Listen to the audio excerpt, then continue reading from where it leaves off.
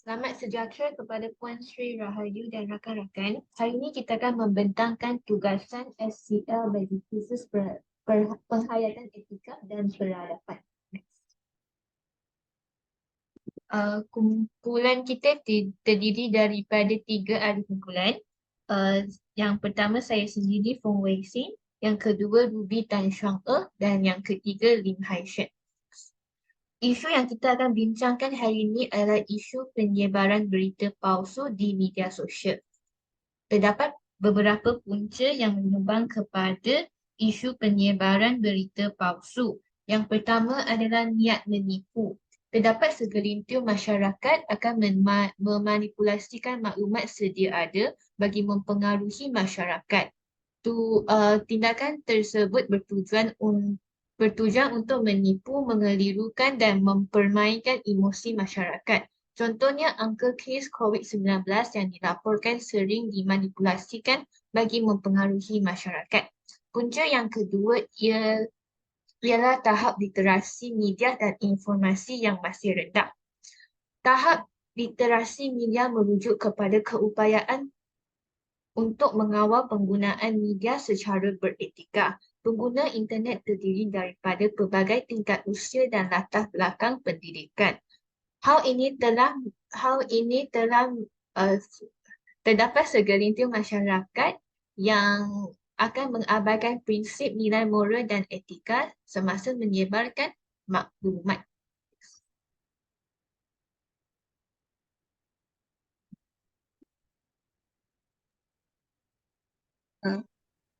Punca isu penyebaran berita palsu yang ketiga ialah keinginan mendapatkan perhatian. Keinginan untuk mendapat perhatian kerana kandungan penyebaran berita palsu merujuk kepada maklumat tertentu di sebalik pencipta dan menyebarkan maklumat palsu yang direka untuk menarik perhatian yang berlebihan. Penyebaran berita palsu sering didorong oleh keinginan untuk mencipta tajuk berita sensasi untuk menarik perhatian umum. Ini mungkin termasuk penggunaan tajuk dramatik atau tuntutan yang berlebihan. Pencipta berita palsu mungkin mereka bentuk kandungan yang direka untuk menjadi teluh di media sosial.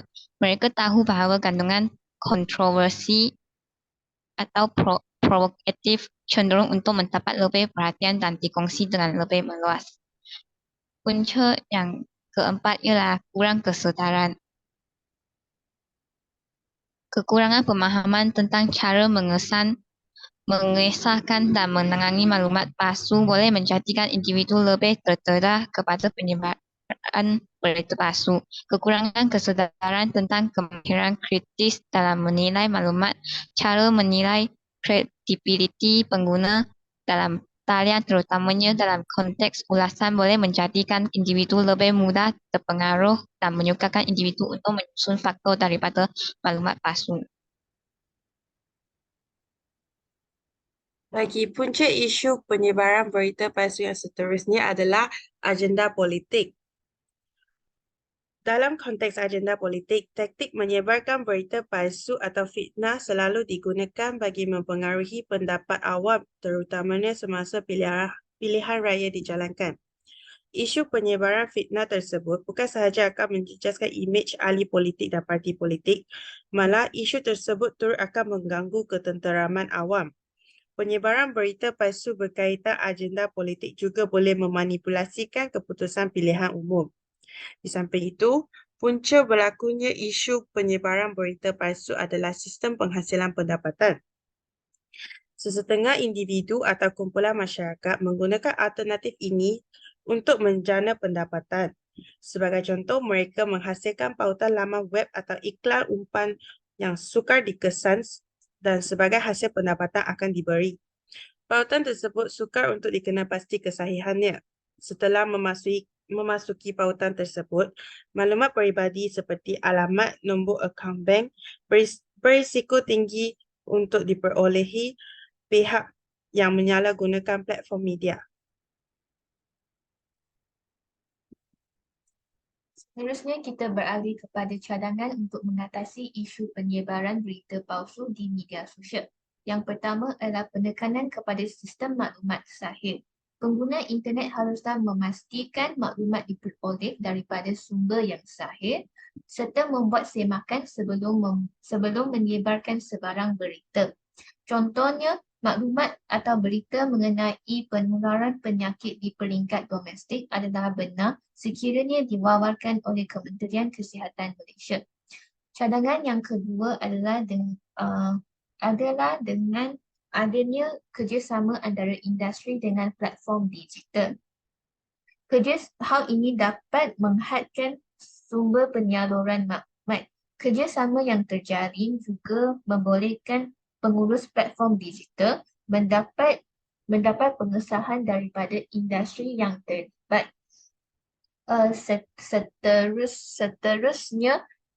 Seterusnya pihak platform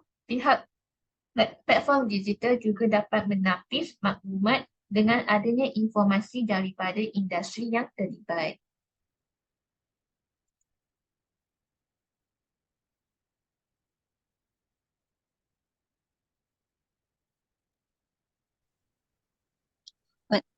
Pendidikan dan kesedaran awam juga merupakan salah satu usaha bagi menangani isu penyebaran berita palsu. Kerajaan boleh membina program literasi media di institusi pendidikan untuk mengajar pelajar tentang kemahiran kritikal dalam menilai, memahami dan menapis maklumat dalam talian. Latihan dan bimbingan mengenai kemahiran kritikal dalam menilai sumber, mengesahkan maklumat dan mengenali tanda-tanda berita palsu juga perlu disediakan untuk orang awam. Kempen kesedaran berkaitan risiko dan kesan berita palsu serta memberikan panduan tentang cara mengenal pasti dan bertindak balas terhadap maklumat palsu juga perlu dijalankan. Cadangan yang seterusnya ialah memperkasakan penguatkuasaan undang-undang. Peningkatan keupayaan penguatkuasaan undang-undang untuk mengesah dan menangkap penyebar berita palsu termasuk melalui kerjasama rentas sempadan dalam kes yang melibatkan sempadan negara. Hal ini boleh dilakukan dengan penubuhan unit khas yang bertanggungjawab untuk mengesahkan fakta dan memastikan penguatkuasaan pelanggaran berita palsu. Individu atau entiti yang sengaja menyebarkan berita palsu dengan niat untuk memanipulasi pendapat umum akan dijatuhkan hukuman dengan apabila ditangkap. Salah satu langkah penyelesaian isu penyebaran berita palsu yang lain ialah menggunakan teknologi pengesahan berita palsu. Pengguna internet yang memperolehi maklumat atau berita daripada internet perlulah mengenal pasti bahawa maklumat tersebut adalah benar. Oleh itu, satu laman web yang diperkenalkan oleh Suruhanjaya Komunikasi dan Multimedia Malaysia (MCMC) iaitu sebenarnya.my bertujuan untuk menjadi kaedah bagi memudahkan pengguna internet dapat mengesahkan bahawa maklumat yang disebarkan sama ada sahih atau tidak. Akhirnya, langkah penyelesaian isu penyebaran berita palsu di media sosial adalah transparansi dan etika media. Pihak penerbit berita atau maklumat perlulah menyatakan sumber yang jelas mengenai sumber maklumat dan proses penyuntingan. Para pengguna internet juga harus bertanggungjawab semasa menyebarkan maklumat di media sosial. Khabar angin yang akan mendorongkan kepada fitnah dan menimbulkan kekeliruan dalam kalangan masyarakat tidak seharusnya disebarkan. Pengguna sewajarnya berfikir sebelum menyebarkan maklumat dan berita supaya tidak mengganggu kesejahteraan awam. Sebagai kesimpulan, isu penyebaran berita palsu sering berlaku akibat daripada tahap literasi media yang masih rendah. Oleh itu, pengguna media haruslah berhati-hati dalam menyebarkan berita supaya tidak mewujudkan kekeliruan dalam kalangan masyarakat.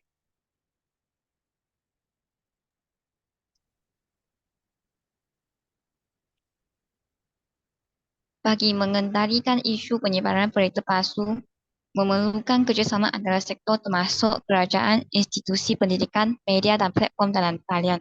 Oleh itu, kerjasama ini diperlukan untuk membangunkan penyelesaian holistik. Pengukuhan pengawasan dan penguatkuasaan undang-undang diperlukan untuk menangani pelaku yang menyebarkan berita palsu. Hukuman yang tegas tanpa kesan boleh menjadi penghalang untuk mengurangkan amalan ini.